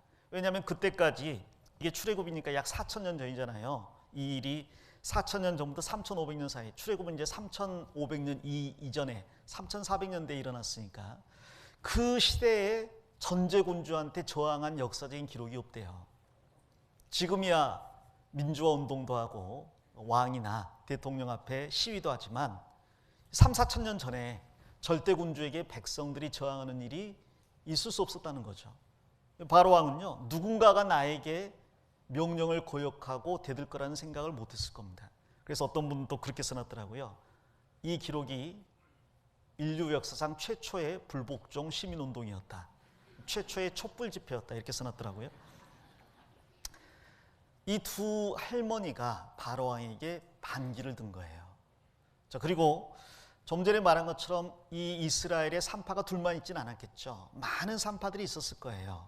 그런데 인구가 줄지 않았다는 것은 이 두 산파만 남자아이를 살린 게 아니라 다른 산파들도 똑같이 남자아이를 살렸다는 걸로 우리가 추정해 볼 수 있는 거죠. 왜 그랬을까? 이 산파들이 그 바로왕의 명령을 전달하지 않았을까? 전달했겠죠. 그래서 다른 산파들도 걱정이 됐을 겁니다. 그럼 우리 동족을 죽여야 되나? 자, 그런데 그 명령을 직접 받은 이 시브라와 부하가 하나님을 크게 두려워한 나머지 남자아이들을 살리는 걸 보고 다른 산파들도 영향을 받은 것 같아요. 우리도 목숨이 아깝다고 아이를 죽일 수는 없다. 그 시브라와 부하가 영향을 미친 거죠. 그 영향을 받고 모두가 아이를 살리는데 동참을 해버린 거예요.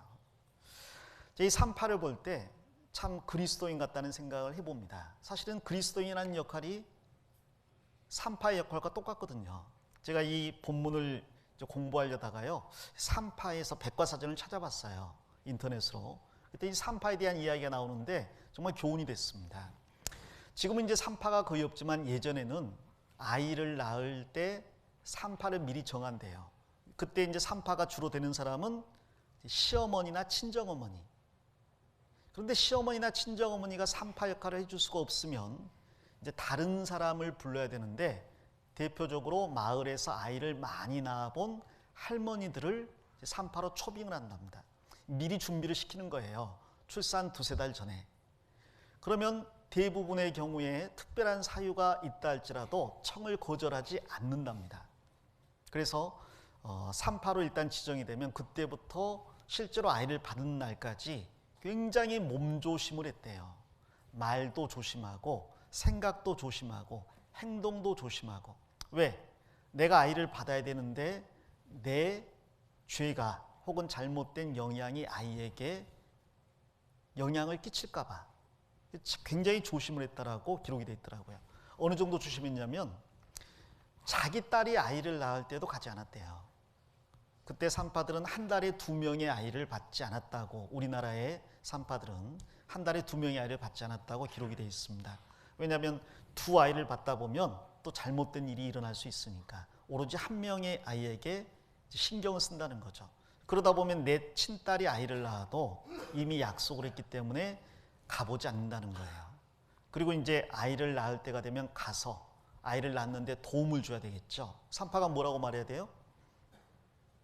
보통 영화 보면 그 산파가 하는 일 나오잖아요. 옳지, 옳지. 그래, 조금만 더 힘을 써. 조금만. 그래, 거의 다 됐어. 옳지. 자, 숨 쉬고 후. 그래, 잘하고 있어. 하면서 힘내라 힘 하고 있잖아요. 산모는요, 그 산파가 하는 말을 듣고 힘을 놓아버리려다가 다시 또 힘을 쓰고 하잖아요. 그러면서 그 목숨과 바꾸는 출산을 무사히 치러 나가잖아요. 그 아이를 낳을 때 옛날에는 많은 산모가 죽기도 했습니다. 그 일이 너무 힘들어서. 그러니까 지금 이 산파는요, 산모도 살려야 되고 아이도 살려야 되니까요. 그 두 생명을 걸고 자기의 최선을 다해야 되는 거죠. 그 아이가 태어날 때 머리가 보이면 이제 다 됐다고, 조금만 더 힘쓰자고 격려도 하고요. 그리고 이제 머리가 나오면 그 머리를 잡고 아이를 끄집어냅니다. 산모 혼자 아이 낳는 게 아니라 산파가 그 아이를 당겨주는 거죠. 그리고 난 다음에 탯줄 나오고 태반이 나오면 또 그것을 가위로 잘라주잖아요. 그리고 아이를 목욕시키고 숨을 쉴 수 있도록 기도를 확보해주고, 그리고 이제 산모에게 건강한 아이가 태어났다고 알려주고, 그리고 이 아이가 태어난 시간이 몇 년, 몇 월, 며칠, 몇 시인지 시간까지 정확히 알려주는 역할을 했답니다. 그리고 나서 잘했다고 칭찬해주고 뒤처리 다 해주고, 그리고 아무 살해 받지 않고 묵묵히 자기 집으로 돌아갔대요. 나중에 이제 아이가 100일 되면 혹은 돌이 되면 그 산파를 초청해서 그때 도와주셔서 아이가 이렇게 건강하게 자랐다고 벗어난 한쪽을 준다든지 미역 조금 준다든지 그렇게 살해를 했다고 이제 기록되어 있는 걸 봤습니다. 그 산파 역할 잘 생각해 보면 우리 그리스도인의 역할이잖아요. 옆에 어떤 사람이 한 사람을 전도하고 있습니다. 그러면 전도하는 사람이 산모의 역할을 한다고 생각할 수 있을 거예요. 그 사람이 전도하려고 하는 사람이 어떻게 보면 신생아의 역할이라고 할 수 있겠죠. 그런데 만일 산모 혼자서 아이를 낳아야 된다면 어떻게 될까요? 옆에 아무도 없고요. 혼자서 아이를 낳아야 된다면. 이런 말씀 드리면 또 여기 연세 많으신 분도 계시는데 속으로 그러실지 몰라요. 우리 때는 다 그랬어. 우리 때는 산딸이 되어도 밖에 나가서 김맸어. 심지어 이제 전설적인 이야기를 많이 들었는데 아침에 나갈 때 이 바구니 들고 나가서 저녁에 들어올 때는 아이를 바구니 안에 담아가지고 호미 들고 이렇게 들어온다는, 밖에서 이제 일하다가 아이 낳고 바구니에 담아놓고 일 마저 끝내고 이렇게 이제 아이랑 같이 들어왔다는 그런 이야기도 많이 들었습니다. 혹은 이제 아이를 낳을 때 옆에 아무도 없어서 혼자 아이 낳고 혼자 아이 태반하고 탯줄 자르고 혼자 아이 목욕시키고 혼자 젖 물리고 있다고 그런 이야기들도 들었어요. 아마 그러신 분들도 실제로 계실 겁니다. 근데 만일 그런 일이 실제로 있다면 정말 상상하기도 끔찍하잖아요. 내가 지금 아이를 낳고 살지 죽을지 모르는 상황인데 남편도 없어. 옆에 산파도 아무도 없어. 아무도 봐주지 않는데 내가 이 아이를 잘 낳을 수 있을까? 이 아이가 태어났는데 안 죽고 살아남을 수 있을까? 그 아이 낳는 것도 힘든데요. 몇 년, 몇 월, 며칠, 몇 시냐 이런 거 모르죠. 이 아이를 어떻게 해야 되는지 전혀 경황이 없죠. 옆에서 누군가가 도와주지 않으면 혼자서 아이 낳는 것은 거의 정말 불가능하진 않겠지만 어떻게 보면 축복보다는 거의 서러움에 가까운 일이라고 말할 수 있을 겁니다. 그래서 아이를 낳을 때 보통 산파가 한 명이 아니라 한 두어 명, 세 명 들어가서 옆에서 도와주는 게 맞는 것 같아요. 자, 아이를 많이 낳아본 경험이 있는 사람이 산파는 게 일반적이라고 했는데 그것도 교훈이 됐습니다. 사실 저희 아내도요, 그 병원에 가서 아이를 낳았어요. 근데 아이를 낳는데 아이 낳는 게 처음에서 그랬는지는 모르겠지만 28시간인가 걸렸어요. 제가 저희 형과 함께 일을 하고 있었는데 형한테 혼났습니다. 저녁에 퇴근 차량 몰아야 되는데 안 들어가니까, 다음 날 아침에 출근 차량 몰아야 되는데 또 안 들어가니까 어디서 뭐 하냐고. 아니 애기 낳는다고. 아니 애기 어제 낳는다면서 아직도 안 나왔다고. 혼 많이 났어요. 저는 이제 밖에서 책 읽고 있었는데 그때는 이제 아이 낳는데 들어가지 못하게 했었거든요. 저는 책 읽고 있는데 우리 어머님하고 장모님이 번갈아 가면서 들어갔다 나왔다 하시는데요. 들어갔다 나오시면서 어머니가 막 울면서 저를 때리더라고요. 이놈아 너 때문에 너희 부인이 임마. 저 이해가 안 됐습니다. 그게 왜 쟤 때문인지. 그 하와가 범죄해서 그렇게 된 건데 그게 왜 쟤 때문인지 저는 이해가 안 되는데, 아내가 아이 낳으면서 굉장히 고생이 심했던 것 같아요. 이제 너무 힘드니까요. 10시간 넘어가니까 좀 수술을 시켜줬으면 그런 생각을 하고 있는데 의사 선생님이 지나가면서 그러더래요. 어쩌겠어 다 그렇게 난디 그냥 참으셔. 그리고 지나갔답니다. 그게 정말 하소연할 데도 없고 참고 버텼다가 나중에 이제 아이가 나오는데 또 아이가 나오다가 산도에 걸려가지고요.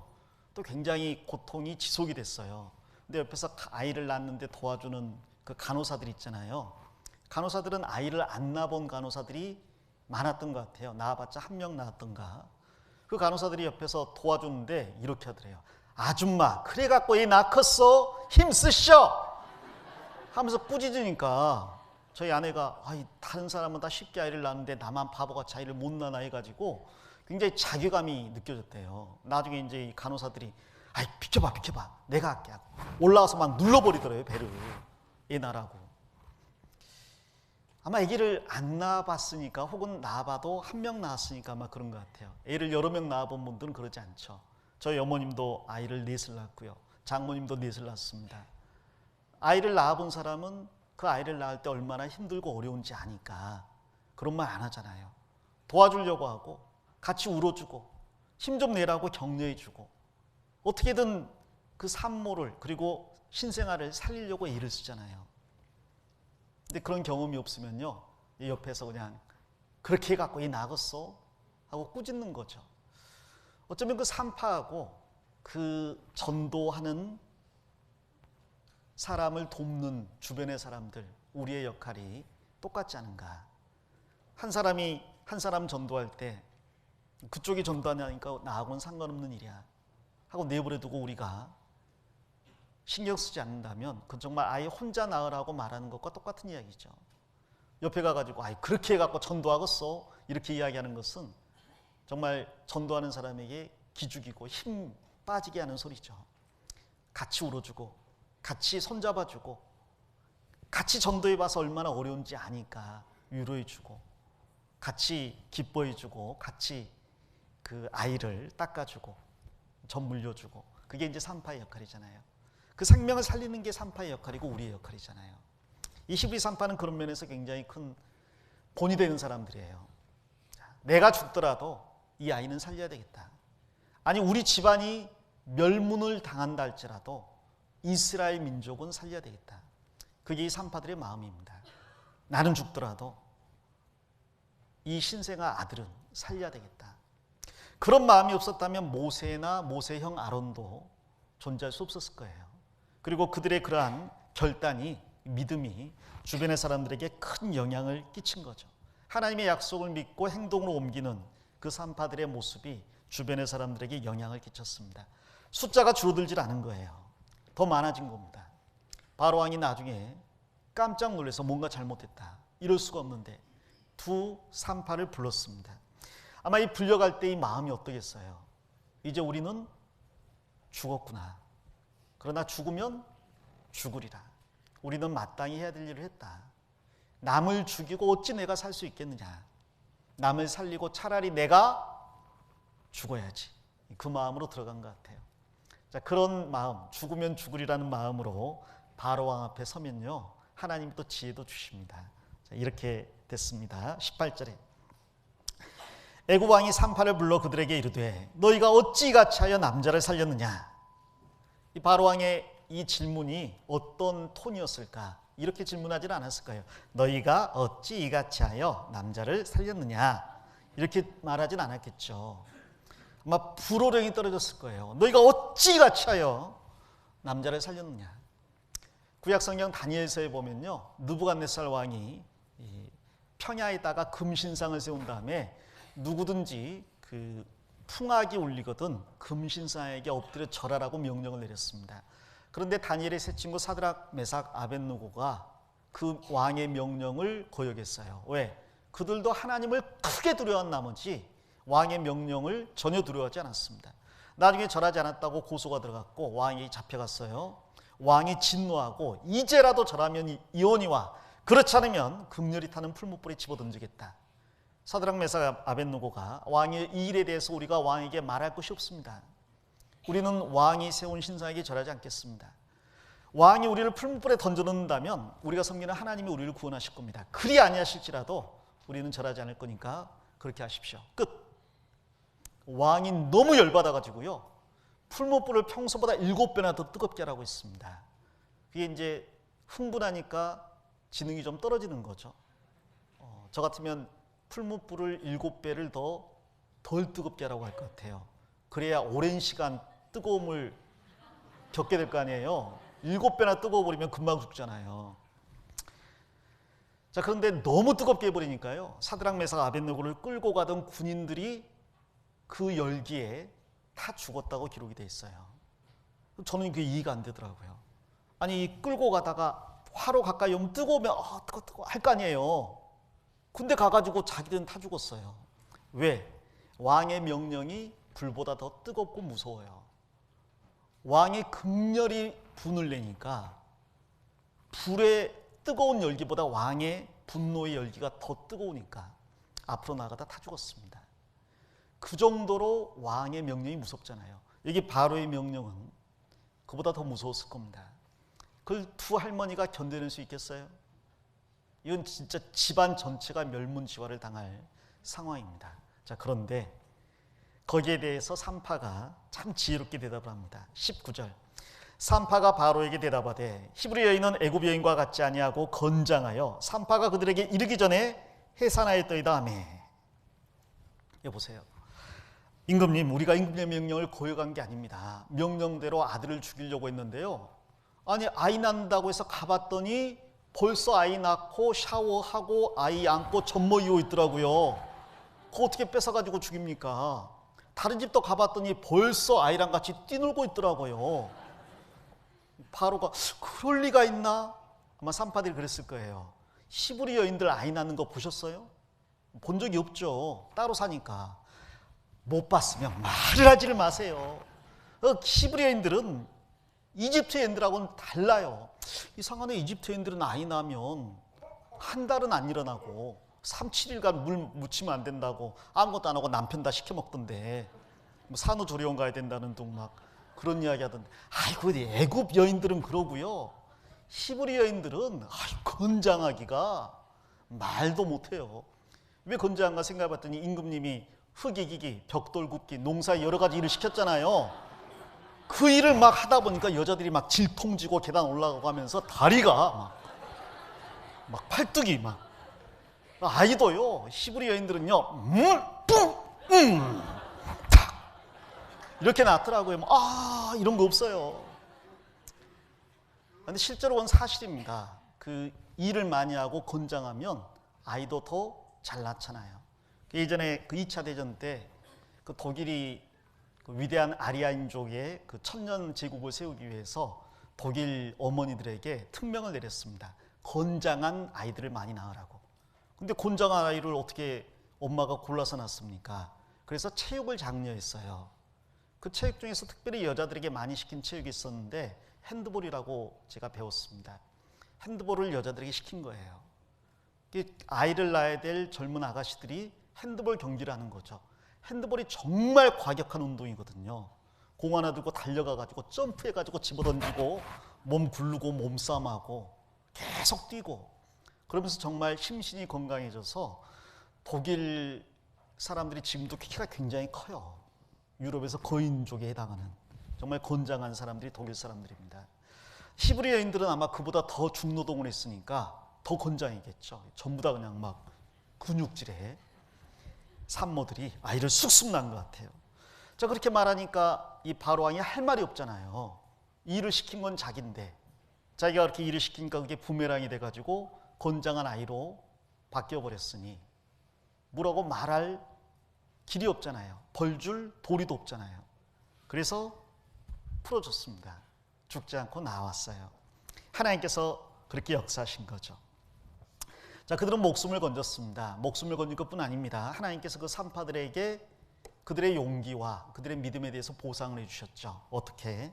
20절에 하나님이 그 산파들에게 은혜를 베푸시니라. 하나님이 그 산파들에게 잘했다고 상을 주셨어요. 근데 그 주신 상이 뭐냐면 백성은 생육이 번성하고 심히 강대하며. 하나님이 산파에게 주신 은혜가 뭡니까? 부자가 되겠습니까? 아닙니다. 그 수완을 늘려주셨습니까? 그런 것도 아닙니다. 집안이 평안하게 해주신 것도 아니에요. 산파들에게 주신 축복이 백성의 생육이 번성하고 심히 강대하게 하셨다는 거죠. 아이들이 더 많이 태어나게 했습니다. 그게 산파들에게 줄 수 있는 가장 큰 상이에요. 그 산파들이 바라는 건 딱 한 가지입니다. 나의 수고를 통해서 우리 민족이 강대해질 수 있다면, 우리 백성의 숫자가 늘어날 수 있다면, 그걸 그리스도인에게 따진다면요, 내가 수고해서 우리 교회 식구들이 늘어날 수 있다면, 새로운 생명들이 날마다 태어날 수만 있다면, 그들이 교회 가운데서 건강하게 자랄 수만 있다면 나는 아무 보상받지 않아도 그걸로 만족하고 감사하는 거죠. 하나님께서 그 히브리 산파들의 마음을 아셨기 때문에 그 산파의 마음에 맞게 상을 주셨습니다. 백성들이 더 번성하게 해주셨어요. 훗날 그 수백만의 이스라엘 백성들은 그 목숨을 이 두 명의 산파에게 빚지고 있는 겁니다. 아마 내가 누구의 도움으로 이 자리에 있는지 당시 이스라엘 백성도 몰랐을 거예요. 천국가 살았겠죠. 마찬가지로 우리도 지금 누구의 도움을 입어서 이 자리에 있는지, 누가 나의 생명의 산파역할을 했는지 모를 겁니다. 천국 가면 알겠죠. 하나님께서 나에게 은혜를 베풀어 주셨구나. 내가 한 수고가, 나는 부엌에서 파만 썰었는데 그것이 다른 사람을 건지는데 어떤 도움이 됐는지 지금은 모르죠. 나는 노래만 불렀는데, 나는 주차 봉사만 했는데 그게 다른 사람 구원받게 하는데 어떤 도움이 되는지 지금은 몰라요. 천국 가면 다 알 겁니다. 하나님께서는 그 산파를 동원해서 이스라엘 백성이 생육이 중다하고 번성하게 해주셨습니다. 단지 민족적인 축복으로 끝내신 게 아니라 또 21절에 같이 읽겠습니다. 산파는 하나님을 경외하였으므로 하나님이 그들의 집을 왕성케 하신지라. 산파들의 개인 집도 왕성하게 하셨다. 이 왕성하게 있다는 것도 제가 그 원어를 찾아보니까요, 숫자가 늘어나게 하셨다라고 기록이 되어 있더라고요. 그러니까 그 할머니의 자녀들이 또 많은 자녀들을 낳았고 손자들이 또 많은 증손자를 낳아서 수많은 가족들이 되었다는 거죠. 이번에 추석 명절을 보낼 때 아마 가족들이 모이셨을 거예요. 어떤 집에 가면 20명, 30명이 모여 있어요. 근데 놀랍게도 20명, 30명이 다 구원받아서 교회 안에서 쓰임받는 사람들이다. 얼마나 축복된 모임일까요? 명절에 모였는데 아무도 없어요. 자식들도 오지 않아요. 한 부부 둘이서 초라하게 명절을 보낸다면 그것도 정말 마음 아픈 일이잖아요. 하나님께서 그 산파의 집을 왕성하게 줬습니다. 그 산파의 자녀들이 그 부모의 일을 보고 마음에 결심을 했겠죠. 우리도 우리 어머니처럼 생명을 건지는 일을 해야 되겠다. 생명이 태어나면 그 생명이 잘 성장할 수 있도록 적극적인 역할을 해야 되겠다. 좀 전에 말씀드린 것처럼요, 이 산파가 아이를 적극적으로 죽이려고 하지 않아도요, 아이가 살 수 있도록 도와주지 않으면 아이는 죽어버립니다. 아무런 힘이 없으니까요. 예를 들어서 목에 이물질이 걸려 있으면 아이 스스로 그걸 뱉어낼 수가 없어요. 손 넣어서 끄집어내줘야 되죠. 이물질을 토해낼 수 있도록 등을 두드려줘야 되고요. 처음 울음을 울 수 있도록, 그리고 몸을 씻어주고 젖을 물려주고, 그것도 산파가 해야 될 일이잖아요. 그 일을 적극적으로 하지 않으면 아이는 태어나도 조만간 죽게 되잖아요. 아마 그 산파의 자녀들이 그런 그 산파 어머니의 모습을 보고 우리도 적극적으로 생명을 살리는 일에 나서야 되겠다 결심을 한 것 같습니다. 그리고 그렇게 하다 보니까 그 집도 왕성하게 되었어요. 결국 출애굽할 수 있는 모든 준비가 갖춰지게 된 거죠. 바로는 이 일로 인해서 아이들을 죽이라는 그 산파에게 내린 명령을 철회할 수밖에 없게 됐습니다. 계획이 또 숲으로 돌아간 거예요. 그래서 다른 계획을 세웁니다. 22절입니다. 그러므로 바로가 그 모든 신민에게 명하여 가로되 남자가 나거든 너희는 그를 하수에 던지고 여자이든 살리라 하였더라. 이 바로는 산파들을 동원해서 사람을 죽게 하려는, 그리고 이스라엘 민족의 숫자를 줄이려는 계획을 포기했습니다. 대신 자기 이집트 민족에게 직접 명령을 내렸어요. 너희들이 봐서 이스라엘 집에서 아이가 태어나거든 남자면 다 붙잡아내서 나일 하수에 집어 던져라. 죽게 해라. 여자이든 살리라. 산파가 바로의 명을 거역했더니 더 큰 재앙이 다가온 것처럼 보입니다. 자, 그러나 이 일이 있었기 때문에 좀 전에 말씀드린 것처럼 모세가 바로의 궁전에서 성장할 수 있게 됐어요. 만일 모세가 바로의 궁전에서 크지 않았다면, 그래서 노예로 만일 성장했다면 아마 모세오경 기록하기 어려울 겁니다. 모두가 노예면 누가 글을 알고 누가 그 글을 적고 법을 세우고 백성들을 40년 동안 광야에서 인도하겠습니까? 그리고 하나님께서는 이 일에 대해서 그대로 갚아주셨어요. 여기 남자이든 살리고 여자는 죽이라 그랬잖아요. 하나님께서 이것을 기억하시고 나중에 바로 집부터 시작해서 이집트의 모든 집에 남자아이는 다 죽게 하는 10번째 재앙 중에서 장자는 다 죽이는 그 재앙을 내려서 갚아주셨습니다. 그때 바로 왕의 장자도 죽었죠. 그리고 또 바로가 남자아이거든 전부 다 하숫가에 집어던져라. 하나님께서 네가 내 백성을 하숫가에 집어던져 나는 너와 너희 백성들을 전부 다 홍해바다에 집어던지겠다. 홍해바다에 다 집어던져버렸습니다. 하나님께서 그대로 갚아주셨어요. 결국 하나님의 모든 계획이 성취가 되었습니다. 그 일에 이 중요한 역할을 한 사람이 십브라와 부하입니다. 자, 사실 산파의 위치가 얼마나 중요한 위치인가, 우린 그렇게 생각하지 않습니다. 모세, 이스라엘 백성의 영도자, 지도자, 아론, 이스라엘 백성의 대제사장, 미리암, 이스라엘 여인들의 리더자, 지도자, 찬양대 대장. 자, 그런데 그러한 모세나 아론이나 미리암보다 하나님께서 그 이름을 특별히 기억하시고 기록해 두신 이름이 십브라와 부하입니다. 내가 지금 어떤 역할을 맡고 있는지 어떤 분들은 내가 하는 역할은 별로 중요한 역할이 아니야 라고 생각하시는 분도 있을 거예요. 뭐 목사님이나 전도사님, 구역장님이나 교구장님, 각 부서의 회장님은 중요한 역할이지만 내가 뭘 그런 생각할지 모릅니다. 그러나 하나님의 일에 있어서 작은 일은 없어요. 그리고 하나님과 연결되어서 하는 일은요, 나중에 전부 다 생명 살리는 일과 연결이 됩니다. 그 민족이 번성하는 것과 연결이 됩니다. 복음이 전해지는데 내가 비록 한 사람 못 데려왔어도요, 산파 역할하는 데 쓰임받을 수 있잖아요. 새롭게 오신 분에게 밝은 얼굴로 인사해 줄 수 있잖아요. 나이 드신 분 손 한번 잡아줄 수 있지 않습니까? 밥 먹을 때 자리가 복잡하면 자리 양보해 줄 수도 있잖아요. 앞자리 말씀 잘 들으라고 양보해 줄 수도 있고요. 혹은 차로 집에까지 모셔다 드릴 수도 있고요. 그것도 저도 아니면 밝은 얼굴로 내 자리에 앉아서 웃고 있어도 훌륭한 산파 역할하는 거죠. 야, 저렇게 밝은 얼굴로 말씀을 듣는구나. 이 교회에 나오는 사람들은 다 저렇게 얼굴이 밝은가 보다. 그리고 마음이 열리지 않겠습니까? 무엇을 하건 교회 안에서 우리가 하는 일은요, 생명을 건지는 데 연결이 됩니다. 그래서 로마서에 하나님의 나라는 먹고 마시는 것이 아니요 성령 안에서 의와 평강과 희락이라 그랬는데요. 무슨 뜻입니까? 하나님 나라의 특징, 참된 교회의 특징은 이것은 먹으면 되고 이것은 먹으면 안 되고, 이것은 마셔도 되고 이건 마시면 안 되고, 이거 정해놓는 게 아니라는 거죠. 참된 하나님 나라의 교회의 특징은 성령 안에서 의와, 의롭게 된 사람들, 죄사함 받은 사람들이 실제로 의롭게 사는 모습, 그게 하나님 나라의 특징이에요. 이 교회에 왔더니 전부 다 사람들이 말 한마디 행동 하나가 의롭구나. 그것이 하나님 나라의 참된 특징입니다.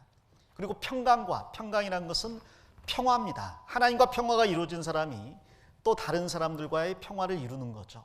서로가 정말 사이좋게 평화롭게 서로 친밀하게 지내는 모습을 보고, 야, 나도 이 교회 나오면 이렇게 사람들이 환영해주고 친밀하게 대해주겠구나. 그리고 희락이란 기쁨, 즐거움이잖아요. 이 교회 나왔더니 전부 다 웃고 있다. 모두가 다 잘 안 되네, 연습해야 되는데 웃고 있다. 그걸 보면서 이 사람들이 말하는 게 맞는지 틀리는지는 모르겠지만 이들의 얼굴을 보니까 맞는 것 같다. 예, 이방이 말씀드리면요, 교리적으로 이게 맞는지 틀린지 구별하기 어렵습니다. 거기는 자기들이 옳다고 하고 다른 데는 또 자기들이 옳다고 하는데 여기가 옳은지 어떻게 합니까? 성령 안에서 의와 평강과 희락의 모습을 우리 각 사람이 보일 때, 야, 이들이 말하는 게 어떤 내용인지는 잘은 모르겠는데 그래도 그들이 옳은 사람인 것 같다라고 마음을 열게 되죠. 그리고 말씀을 받아들이게 되고 새 생명을 얻게 됩니다. 우리 모두는 이 산파의 역할을 하는 사람들이에요. 자, 이 축의 수양회에 많은 사람들이 말씀을 듣고 있습니다. 아마 우리 천안교회에서도 말씀 들으러 참석하신 분들이 많을 거예요. 그들 혼자 아이 낳게 둘 수는 없잖아요. 우리도 산파로서 전화도 해보고요, 어떻게 말씀 잘 듣고 있는지, 그리고 기도도 하고요, 오면 환영도 해주고, 구역 모임이나 어떤 조모임에 나오면 정말 배나 더 반겨주고 맛있는 음식도 나누어 먹으면서 그들을 작은 일로 도울 때 하나님께서 우리의 이름도 여기 십부라와 부활을 기록해 두신 것처럼 생명책에, 기념책에 기록해 두실 거라고 믿습니다. 기도하겠습니다. 하나님 감사합니다. 우리를 들어서 땅끝까지 복음 전하게 하심을 감사드립니다. 우리의 작은 수고가 새 생명이 태어나고 성장하는데 도움이 되기를 원합니다.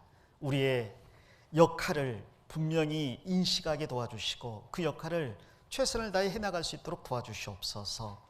우리의 교회가 주님의 복음으로 충만해지고 새 생명이 날마다 태어남으로써 하나님께 기쁨과 영광 돌릴 수 있도록 도와주시옵소서. 예수님 이름 받들어 기도합니다. 아멘. 찬송가